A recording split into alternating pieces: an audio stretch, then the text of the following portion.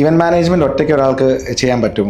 കഴിഞ്ഞ ഒരു വീഡിയോ ഇട്ടപ്പോൾ അതിൻ്റെ ഇടയിൽ ഒരുപാട് കമന്റ് വന്നു. ആ കമന്റ് സെക്ഷൻ കണ്ടപ്പോൾ എനിക്ക് മനസ്സിലായി ഒരുപാട് പേര് ഒറ്റയ്ക്ക് ചെയ്യുന്നവരുണ്ട്. ഒറ്റയ്ക്ക് ഉറപ്പായിട്ടും ചെയ്യാൻ പറ്റുമായിരിക്കും. ഞാനും ഒരു കാലത്ത് ഒറ്റയ്ക്ക് ചെയ്തിട്ടുള്ള സമയമുണ്ട്. പക്ഷേ അതിന് നമുക്കൊരു ലിമിറ്റ് ഉണ്ട്. ഒരു പരിധി വരെ നമുക്ക് ഒറ്റയ്ക്ക് ചെയ്യാൻ പറ്റത്തുള്ളൂ, അല്ലെങ്കിൽ ഒരു സ്കെയിൽ വരെയുള്ള ഇവന്റുകളെ നമുക്ക് എപ്പോഴും ഒറ്റയ്ക്ക് ചെയ്യാൻ പറ്റത്തുള്ളൂ. നിങ്ങൾ തന്നെ ആലോചിച്ച് നോക്കുക. ഇപ്പം ഒരാളൊരു സിനിമ അതിൻ്റെ സ്ക്രിപ്റ്റ് എഴുതുന്നതും അതിൻ്റെ പാട്ട് എഴുതുന്നതും അതിൻ്റെ DOPയും അതിൻ്റെ അഭിനയിക്കുന്നതും അതിൻ്റെ ഫിനാൻസ് കൺട്രോൾ ചെയ്യുന്നതും എല്ലാം ഒരാൾ തന്നെ ചെയ്യുവാണെന്നുണ്ടെങ്കിൽ ആ സിനിമ എത്രത്തോളം ഔട്ട്പുട്ട് കിട്ടും എന്നുള്ളത്. ഒരു ഇവന്റ് വരുമ്പോൾ അതിനകത്ത് നമുക്ക് ഹാൻഡിൽ ചെയ്യാൻ പറ്റുന്ന കാര്യങ്ങൾക്ക് ഒരു ലിമിറ്റ് ഉണ്ട്. ആ ലിമിറ്റിനപ്പുറത്തേക്ക് വരുമ്പോൾ, അതായത് ഉദാഹരണത്തിന് അതിന്റെ ഫ്ലോർ പ്ലാൻ വരയ്ക്കുന്നു, അതിന്റെ മൂഡ് ബോർഡ് ഉണ്ടാക്കുന്നു, അതിന്റെ 3D ഡിസൈൻ ചെയ്യുന്നു, അല്ലെങ്കിൽ അതിന്റെ വെൻഡേഴ്സിനെ ബുക്ക് ചെയ്യുന്നത്, വെൻഡേഴ്സുമായിട്ട് കോർഡിനേറ്റ് ചെയ്യുന്നത്, ഓൺ സൈറ്റിലെ പ്രൊഡക്ഷൻ ഹാൻഡിൽ ചെയ്യുന്നത്, അതിന്റെ എക്സിക്യൂഷൻ ഹാൻഡിൽ ചെയ്യുന്നത്, അത് കഴിഞ്ഞിട്ടുള്ള ഫിനാൻസ് ഹാൻഡിൽ ചെയ്യുന്നത്, there are lot of things involve in A proper event planning ചെയ്യുന്നത്. അപ്പോൾ ഇതിനകത്ത് ഇതെല്ലാം സെപ്പറേറ്റ് ഹാൻഡിൽ ചെയ്യാൻ വേണ്ടിയിട്ട് ഡെഫിനറ്റ്ലി നമുക്കൊരു പ്രോസസ് ഉണ്ടായിരിക്കും. ഈ പ്രോസസ്സ് കൺട്രോൾ ചെയ്യാൻ വേണ്ടി, അല്ലെങ്കിൽ പ്രോസസ്സ് റൺ ചെയ്യാൻ വേണ്ടിയിട്ട് നമുക്കൊരു ടീം ഉണ്ടായിരിക്കണം. ഈ പ്രോസസ്സും ടീമും ഉണ്ടെങ്കിൽ മാത്രമേ ഒരു ഇവന്റ് എപ്പോഴും സ്മൂത്ത് ആയിട്ട് നടക്കത്തുള്ളൂ. അതുകൊണ്ടാണ് ഞാൻ പറയുന്നത് event management is always a team game, not a one man show എന്ന്.